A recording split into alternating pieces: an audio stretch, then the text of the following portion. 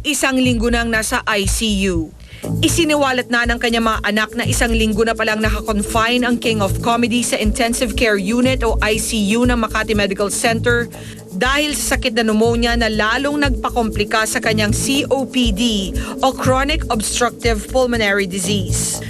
Ang nangyari kasi dyan, nahirapan siyang huminga. So nagpa-check-in siya sa hospital. Difficulty ng breathing So kaya ICU. Alam naman natin yan Huwag ka nga huminga ng mga 5 minutes, patay ka na di ba? So kailangan talaga immediate yan. Sabi nga nila meron daw arrhythmia or yung hika. Meron naman talaga pero kayang-kaya ng tatay ko. Yun na. Tsaka may sakit naman siya talaga. Meron siyang COPD So babantayan lang talaga yung health niya. Sa mga sumunod na araw, hindi naging madali para sa pamilya Quezon ang mga pagsubok na dumating, lalo na ang isang partikular na insidente. We had a little bit of a scare because nahirapan siya talaga huminga kasi yung carbon dioxide level niya tumaas na umabot sa 81% and that is really high. Ang normal, naging unconscious siya. So when we tried to yung ginawa ng mga doktor is they had to respirate him kasi yun na nga yung kinakatakot ng family kasi pagka na-respirate siya, so medyo delikado yun. So Ngunit nang malagpasan naman ito ng Comedy King, kapansin-pansin raw ang pagbuti na ng kanyang kondisyon. Ang balita ko sa doctor, kasama ko si Jaja, sinabi naman sa amin he's responding very well sa treatment. Tapos actually binabawasan na nga yung mga nakakabit sa kanya tsaka yung parang gamot, yung mga dosage na kung ano yung mga kailangan bumaba na. Spontaneous na yung breathing niya. Ayon sa isang text message na ipinadala ni Epi Quezon, kapag bumuti pa raw lalo ang pakiramdam ng kanilang ama ay maaaring tanggalin na ang respirator nito. Pinagbawalan man ng mga doktor na pumasok sa ICU ang mga dadalaw kay Dolphy. Kompleto naman ang pamilya lalo pat uuwi ang ilang mga anak niya galing sa ibang bansa para mag-celebrate ng Father's Day kasama niya. Usapan na yung magkakapatid sabi ni Eric parang dito na lang, parang meron lang kaming munting salo-salo. Siguro Dan, isa-isa lang, basta kasama lang namin siya. Ang ginawa ni Zia nga, dinecorate niya yung ICU yung kwarto ng airpot. Madami na ring mga kaibigan at tagahanga ang nagpadala ng suporta para sa pamilya na nag-iisang hari ng komedya. The whole Philippines is praying for Tito Dolphy and I'm one of them. Kaya-kaya niya yan, baliwala sa kanya. Kasi ang alam ko si Kuya Manuel ata yung pinaka-close to Tito Dolphy. Siyempre affected talaga siya. Hindi naman talaga may iwasan yun. Pero ang alam ko, he's very strong. He's very hopeful. In Jesus' name, he'll be fine and he has a lot of people that love him, so I'm sure he'll be okay.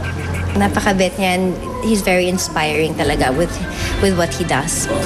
Bibigyan ka pa ng Panginoon ng buhay na dahil marami kang minamahal at marami kang nagawa.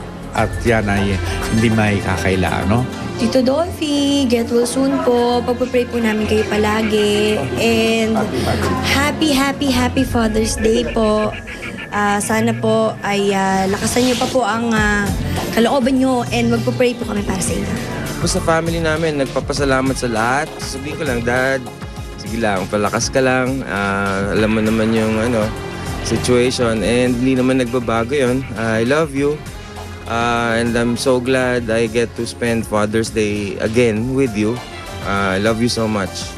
of course, we want to be with him longer at gagawin namin ng lahat na pwede namin magawa para makasama namin siya. At I just wish, like I said, I just wish that makasama pa nating lahat yung daddy ko naman. Patuloy na susubaybayan ng Showbiz Central ang kalagayan ng Comedy King na si Dolphy. Magandang balita naman yun na bumubuti na pala ang kondisyon ni Tito Dolphy. Correct. Tito Dolphy, sana ay tumuloy-tuloy na ang pagbuti ng iyong kondisyon. Of course, every time we hear that Tito Dolphy gets rushed to the hospital, everybody in the showbiz industry gets worried. Kasi nga, because of his age and the frequency of his visits. Pero Tito Dolphy, matibay ang loob mo at nagjo-joke pa rin daw siya. Oo nga, get also Tito Dolphy, magaling ka. Happy Father's Day sa'yo. Naku, tatanggap ka pa ng National Artist Award na pinagdadasal din ng lahat. Kaya magpagaling ka, Tito Dolphy. Happy Father's Day sa'yo. At sa lahat na rin ng tatay, ayan, Happy Father's Day po sa inyong lahat. O, pagdasal natin ang lahat ng mga tatay natin dito dahil because of the sacrifices they make for us. Tama. Samantala, dapat ipagdarasal din po natin ang mga nasalanta ng baha sa Sarangani Province dahil nga po dahilan nga po kung bakit agad-agad nang umuwi ng bansa ang ama ng Sarangani at ang people's champ natin na si Manny Pacquiao. Panoorin niyo po ito. Pinag-usapan ng buong mundo ang huling laban niya kay Timothy Bradley. Ano ba ang saloobin mo tungkol sa desisyon ng mga judges na ito? Alam mo nung after ng fight, pumunta ako sa corner, nagdasal ako. Pero habang nagdasal ako, parang sinasabihan ako ng Holy Spirit ko na kung ano mangyayari, tanggapin mo. Kung ano magiging desisyon, God's will, not your will, but His will be done. Did you ever think na dinaya ka? After hanggang 12 rounds, wala sa isip ko na matatalo ako. Akala ko, panalo na ako sa judges dahil siyempre lamang na lamang one-sided fight eh. Di ba? Hindi sinong mag-akala. No, but tinanggap ko na lang at ng buong puso at hindi walang sama ng loob. Hinihintay ng mga fans na mag-react ako, na magalit ako dahil para magkabatuhan na ng mga sila, di ba? Galit sila. Na. Pero ang ginawa ko, sabi ko, relax lang kayo. Sabi ko, God's will, irespeto natin. Yan ang kagustuhan ng Panginoon. Binaha siya ng suporta mula sa ordinaryong mamamayan hanggang sa mga kilalang celebrity. Salamat sa kanilang lahat, sa lahat ng mga celebrity na naniniwala na at sumuporta sa akin. Suporta hindi lang sa Pilipino kundi sa iba't ibang mga sulok ng mundo. Yung mga fans natin na naniniwala na sa puso nila na ako ang panalo. At kailangan tanggapin na natin ng buong puso at we have to move on. Maging ang mga kapuso ni Manny sa GMA ay mainit siyang sinalubong through a special breakfast in Midas Hotel.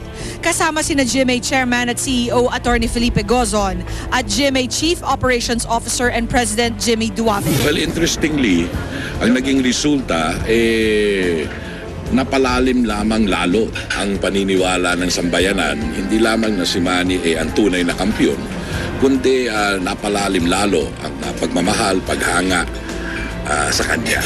Dahil nagbabasa siya ng Bible, sinabi ko lang yung nabasa ko sa Romans na pag ikaw ay nananampalataya at naniniwala sa Panginoon, maski masama ang nangyayari, nagiging mabuti sa katapusan. Marami ang umaasa ng rematch para mabawi ang panalong sinasabing inagaw sa kanya. Siguro nakita naman ng lahat na talagang yung mga nakakaintindi talaga ng boxing is, kahit yung anak ko alam niya kung sino nanalo eh. Hindi pa namin pinag-usapan yung next fight. Wala pang date, For this particular fight, titignan nila ulit at aalamin, nagkamali ba yung mga judges? Ano masasabi mo doon? Kung nag-conduct man sila ng investigation, hindi ko kagustuhan yun, kundi kagustuhan ng boxing, yung mga namumuno dyan na para hindi maalis yung tiwala ng mga tao, ng mga boxing fans. Lahat ay nagtaka sa biglaang pag-uwi niya sa bansa at iwan ng pamilya niya sa Amerika. Biglaan kasi yung pag-uwi ko dahil doon sa nangyari sa probinsya ko. Babalik din dahil maiwan yung mga bata doon. Itutuloy pa rin namin yung bakasyon namin. Umuwi lang ako for Sarangani. Alamin natin kung anong mga problema pa na dapat natin maitulong. Kasi yun ang concern ko, yung mga tao, kaya hindi pwedeng pabayaan. Magbakasyon ako tapos yung mga tao naghihirap. So, kaya umuwi talaga ako dahil importante rin sa akin yung mga tao. Ngunit sa likod ng maraming papel na ginagampanan niya, si Pacman ay una sa lahat, isang mapagmahal na asawa at ama. Masaya dahil kasama ko yung family ko, yung mga kids. At ngayong Father's Day, ibinahagi ni Manny ang natanggap niyang sorpresa mula sa kanyang mga tunay na yaman. Salamat ako sa mga cards na binigay ng mga anak ko. Binasa ko at talagang nakakaiyak. Nakaka-touch talaga.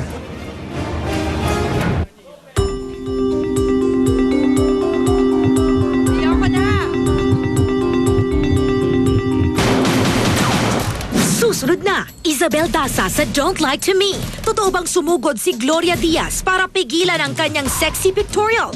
Ang katotohanan, live na live. Julian San Jose at Elmo Magalona together in Showbiz Central. Live na live. At sa kauna-unahang pagkakataon, sabay na harapin ang mga intrigang nagpupugnay sa kanila sa iba. At tutukan ang 4 na kagandahang biktima ng salawahan. Isabel Oli, Maxine Magalona, Michelle Madrigal at Vanessa Del Moral. Live na ilalantad ang mga relasyong nasira ng kataksilan.